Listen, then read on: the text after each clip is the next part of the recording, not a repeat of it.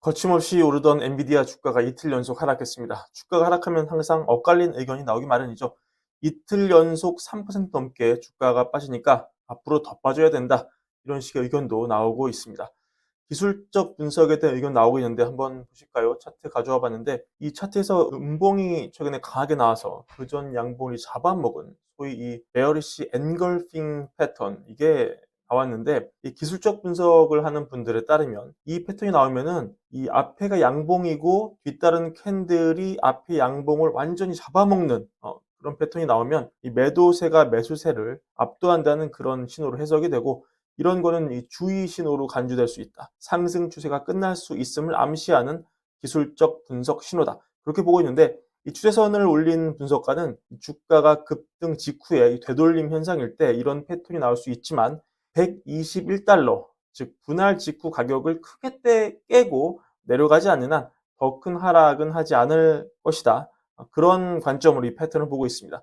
밸런스를 보시면은 이런 기사가 나왔는데 지금 엔비디아 주가가 2026년 초 기준으로 이 PSR 매출 대비 시총 20배에 거래되고 있는데 이게 좀 높다. 버스타인 데이터에 따르면은 1970년부터 2020년까지 분석한 내용을 보니까 PSR이 15배를 초과하는 주식이 많이 하락하는 경향이 있더라.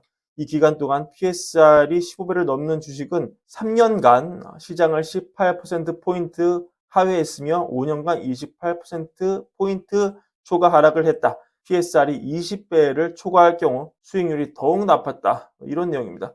그래서 이 저자는 이번에 다르다고 말하고 싶다는 건 나도 잘 안다. AI지 않느냐. AI는 클라우드 컴퓨팅, 인터넷, 모바일 폰, 개인 컴퓨터 이후로 기술에서 가장 중요한 것일지 모른다. 나도 아는데 하지만 숫자는 나를 걱정스럽게 한다. 이렇게 얘기합니다. 그러면서 여러 동종업계와 비교를 하죠. 마이크로소프트는 엔비디아보다 직원 수가 7배 많고 매출은 2배다. 애플은 직원 수 5배 많고 매출은 3배다. 그럼에도 불구하고 지난주 한때 엔비디아의 시장 가치는 이 두 회사를 넘어섰다. 이렇게 우려를 포함하면서 차라리 이 마이크론, 아리스타 네트워크스, 코닝, 이게 광섬유 케이블 회사죠. 암, 퀄컴, 암을 많이 보유한 소프트뱅크, 오라클, 클라우드 회사 이런 거에 눈을 돌릴 때도 됐다. 이렇게 얘기를 하기도 합니다.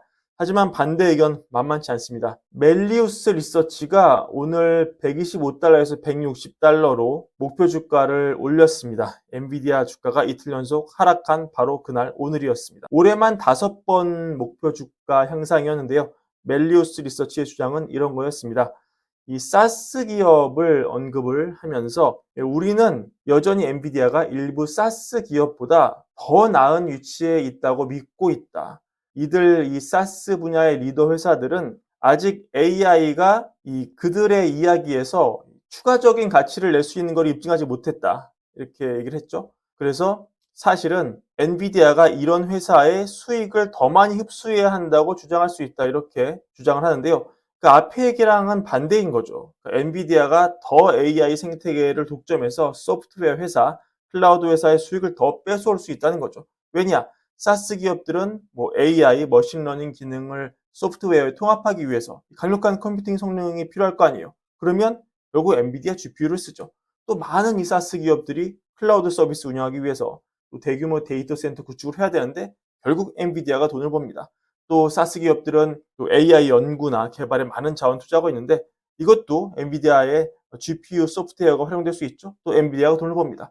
또 많은 사스 기업들은 AWS, 구글 클라우드 플랫폼 이런 클라우드 제공 업체들과 협력해서 서비스 제공하는데 물론 아마존, 구글 자체도 좀 있지만 결국 엔비디아 GPU가 빠질 수가 없겠죠. 결국 엔비디아가 돈을 더 번다. 그러니까 이 AI 산업이 커질수록 승자 독식은 더 심해지고 1등주가 많이 올랐으니 2등주나 3등주로 가야 된다. 이게 아니라 1등이 더 간다. 이런 분석이 되겠습니다. 그보다 앞서서 이 뱅크 오브 아메리카도 엔비디아 목표 주가를 150달러 유지한 보고서 냈는데 내용이 이런 거였습니다.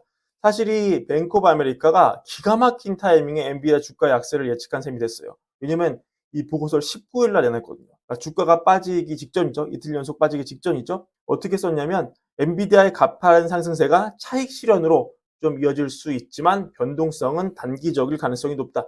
이렇게 메모를 전했습니다.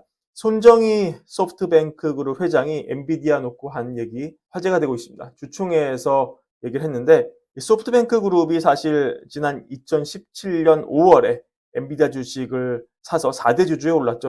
2019년 2월에 뭐 여러 사유로 약간 울며 겨자 먹기로 이거를 전부 매각을 했습니다. 굉장히 큰 차익을 거둔 투자였습니다. 문제는 그 이후로 엔비디아가 엄청 올랐기 때문에 이거를 계속 가지고 있었으면은 손정희 회장이 아마 1,500억 달러는 더 벌었을 겁니다. 하나로 따지면 200조입니다. 200조. 손 회장 입장에서는 엄청난 투자 실패죠, 사실은. 근데 엔비디아 대신에 손정희 회장이 이 암을 잡았어요. 엔비디아보다 좀 더 먼저 투자를 했지만 여기에 수백억 달러를 남겼습니다. 알리바바만큼 남겼습니다. 손 회장이 이렇게 얘기를 해요. 만약에 신이 나에게 다시 한번 기회를 주고 암과 엔비디아 중에 하나만 사라고 하면 나는 전혀 망설임 없이 1초도 망설임 없이 암을 사겠다. 나는 그만큼 암의 미래에 대해서 깊은 확신이 있다. 이렇게 단언을 했습니다. 과연 지금 우리가 엔비디아 대신에 다른 AI 주식을 사는 게 맞는 걸까요? 아니면 굳건하게 1등주 엔비디아로 가는 게 맞는 걸까요? 지금 월가 의견도 많이 엇갈리고 또 여러분 사이에서도 많은 의견이 있을 것으로 보입니다. 저도 궁금해지는데 댓글로 남겨주시면 많은 참고가 될 것 같습니다. 오늘 브랜비어는 이것으로 마무리하고요. 월가 구독과 좋아요도 함께 부탁드립니다. 감사합니다.